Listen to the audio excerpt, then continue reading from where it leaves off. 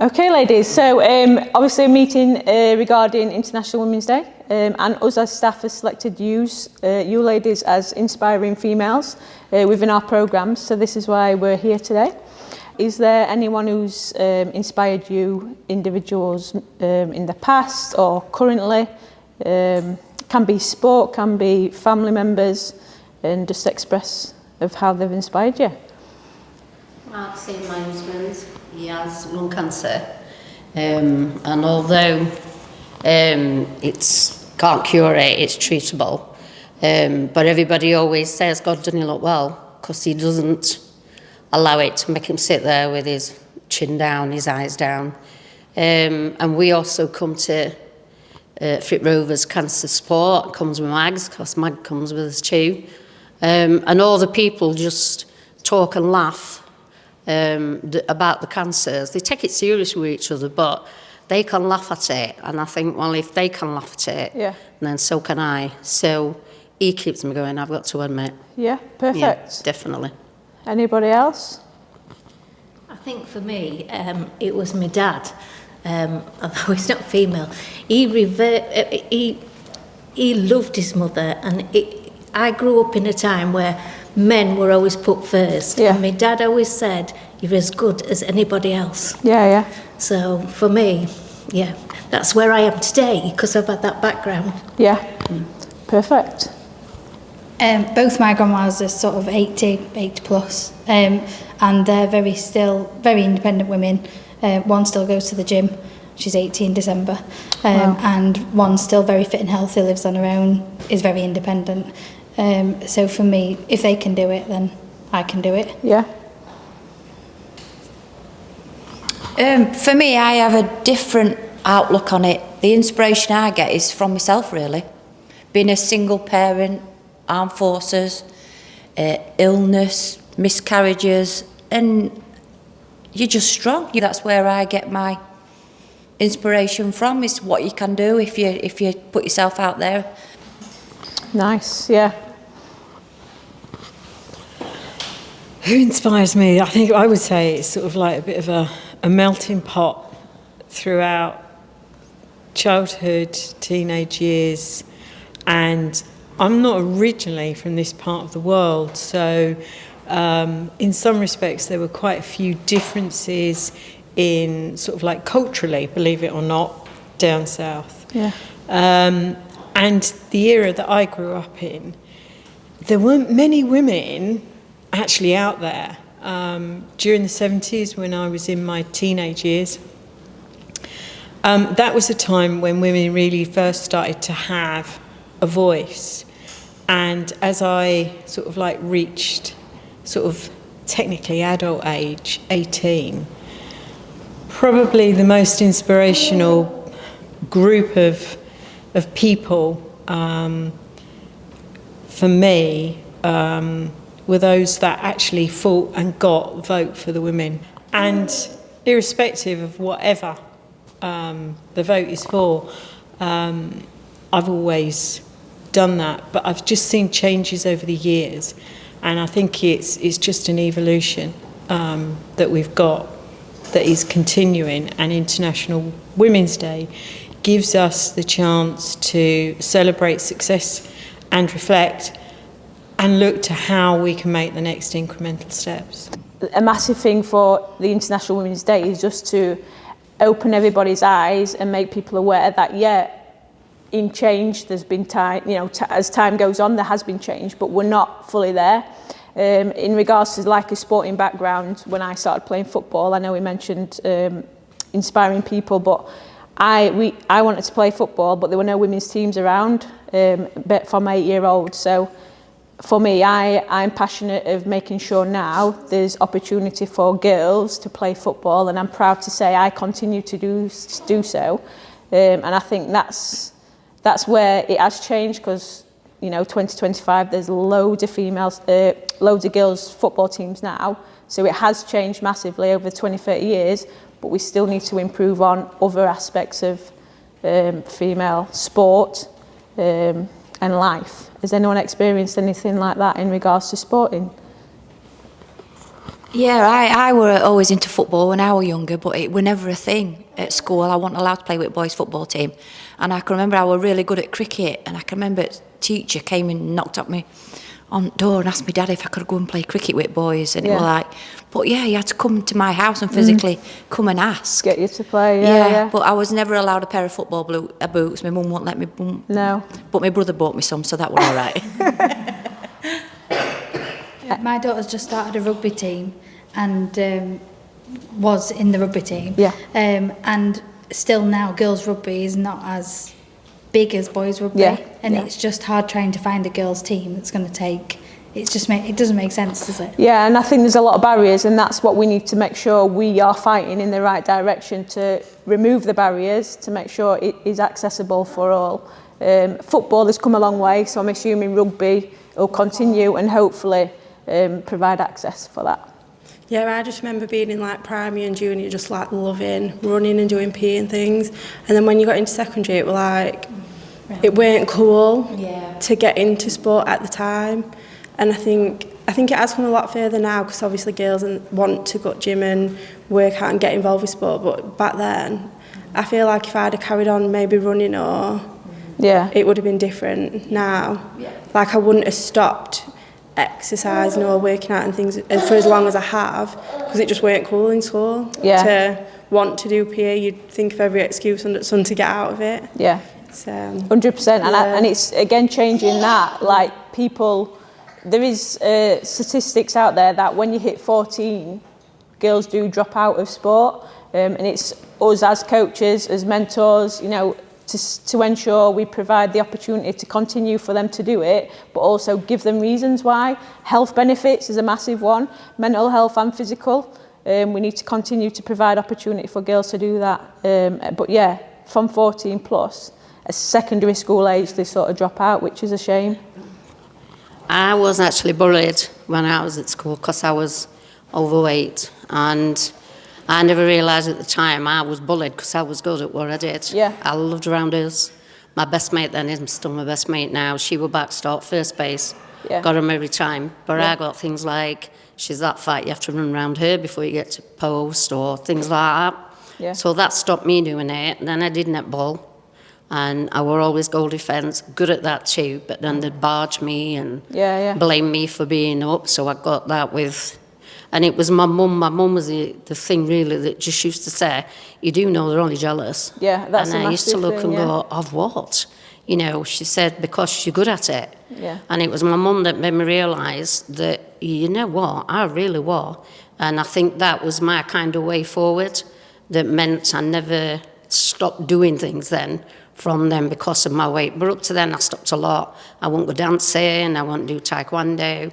But then when I went to Weight Watchers and got to my goal weight, the first thing I did was joined taekwondo clubs and things. And then I thought, do you know what? She's right, they are jealous. They're jealous in every way because I'm a good person. But I couldn't see the goodness until I got rid of that weight. But my mum was the one. My mum was my total inspiration of just to keep going. Tend to notice they are only jealous. And she made me see that. So, yeah. And I mean, talking about football, my grandsons are in Besker under-11s, their goal is a girl. Yeah. And they still also have a girl on outfield with them as well. Yeah. So it's not just a boys' team anymore. No. It's a football team. Definitely. And they can play with boys up to a certain age. So, we're obviously trying to encourage that. And again, that just provides a lot of access. Yep. So if in your area, if there's no girls' teams, if there's a boy team, they can do that. So, things are changing in the right direction. Yeah. We just need to make sure it's continuous. When I was younger, I guess there was my mum and my sister. They were both part of the Keep Fit Association. They had a committee. It was all like a non-profit organisation. And I got brought up with seeing that. They used to go and perform at the Octagon in Sheffield. They would perform out on the streets in town centres, Scunthorpe Town Centre. So I got brought up watching a bunch of women being really independent, really confident, and going out and showing people that, you know, keep fit years ago, even though it was less about sort of gym and circuit and more about stretching and, you know, dance, they still went out and did it. So I think the older you get, you know, I started thinking about that. And I'd heard about Fit Rovers ladies through other friends of mine and family, and I wanted to be part of it, so there I am. And you continue to come every Wednesday? Like we said, everyone's now linked with some sort of Fit Rovers programme. What inspires you to continue to come? Is it like, obviously, physical and mental well-being, which is a massive thing to continue to, but anyone? For me, with Fit Rovers, it's we're a group of women that are all different ages, all different sizes, all different backgrounds, all different everything. I mean, when we've done circuits, I've been doing circuits, right, and there was a lady opposite me, and she must be like maybe 65, 70, and she were amazing. And because she were doing a bit more, I'm thinking, I'm going to do a bit more. And it's just a lovely group of women, and you all inspire each other because we're all different ages and different everything, really. Yeah. So it's really good. Perfect. Yeah, I enjoy coming, and I like the games after as well. You know, when we all play the games, it's just really good, like the netball and the rounders that I haven't played since school. Yeah. But for me, I'm on the Tier 4 weight management programme with NHS, and because I'm losing weight now doing the exercise, I've never lost weight at all. I've never felt healthy. I've always been sort of big for my size, and so that was the only way I could see to sort of get back into fit for my girls, really, for my kids. But I don't feel like I need that anymore because I'm coming here and I'm doing well. So I feel like I don't need the surgery side of it to feel fit and healthy again. I've already sort of done that by exercise from you guys. Yeah. So Well done. For me, I joined Cancer Support, and I keep coming to Rovers because we've got such a good support group. It empowers us because cancer robbed you of a lot of your ID. So when you came here, you're getting that support. The staff are brilliant. They're looking at other ways we can help with our cancer. So for me, it's peace and serenity, and it's all helping towards me well-being. Yeah, definitely. Thank you. Thank you. Mine was youngest daughter. The oldest daughter came to one of John's appointments at hospital, and the doctor said, if you do more exercise, it does you good. So she's straight on phone to youngest daughter, who was then straight on to Mayor, put my mum and dad on next Mixed Rovers. So we came and did next Mixed Rovers, and John comes sometimes. If you don't want to come, he's not bothered, but he don't feel pressured when he comes. I don't feel pressured when I come, which is how I used to do when I used to be overweight. I used to be watching what people were like and stuff. Now it doesn't bother me, but I never notice. You never ever notice how different they are weight-wise to me and things like that. So that's why I enjoyed doing the Mixed Rovers. And also, like with Mags, I come with John to cancer support one as well, because they can. I mean, they sit there sometimes and you wouldn't think that there were poorly people, and you wouldn't think cancer was the thing they were laughing at or about or including. So, and I mean, everybody joins into, like Mia and Joe and them. So, yeah, it makes you feel better when you walk out, definitely. Perfect. I've been coming to Fit Rovers family since my son was about 6 months old, I think. He's now 16 months old. It gives me an hour a week that I know that I'm going to be out doing something for me, because it's not easy to fit time in. But also I want to set that example for him, getting to watch me exercise and work out, and like he's already taking on stuff and wants to pick weight support time. So now that he's started walking as well, it's just encouraging him, but also spending time with other mums and watching all the kids grow up and get bigger. Yeah, it's not only the physical side, it's I think a massive thing for Fit Rovers is the social side. Everyone, like you say, everyone's got different backgrounds, everyone's had different experiences, but you come together as, whether it be ladies, whether it be mixed, whether it be men's, you come together and then it's like a weight off your shoulders, and then you just enjoy that bit of time whether it be exercising, whether it be sit down, have a coffee, doing a circuit, doing the sports, you know, after we've done the circuits, it's just your time to just relax, forget about your day-to-day problems or scenarios, and you just experience just taking part in the activities. And I think, like you say, it's a nice little group, sort of a family, external family. So yeah. Yeah, there were one session where I turned up and I was the only person. I mean, whatever the day would die, and to be fair, I did consider not coming myself, and I was so glad when I came. It was like my own like personal PT session, but but I was just so glad after. I felt so much better. Like, I'm so glad I got out of the house for an hour. Yeah, just getting out and about. Yeah. Perfect.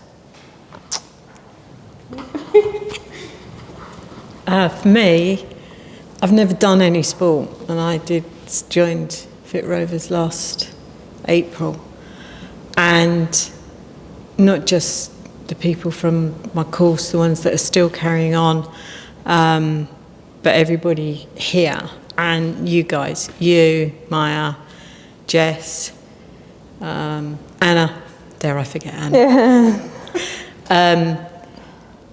It sounds very cliche, but you have given me the opportunity to actually achieve some things that I never, ever, ever assumed I would be able to do from a sport perspective, because I'm not sporty.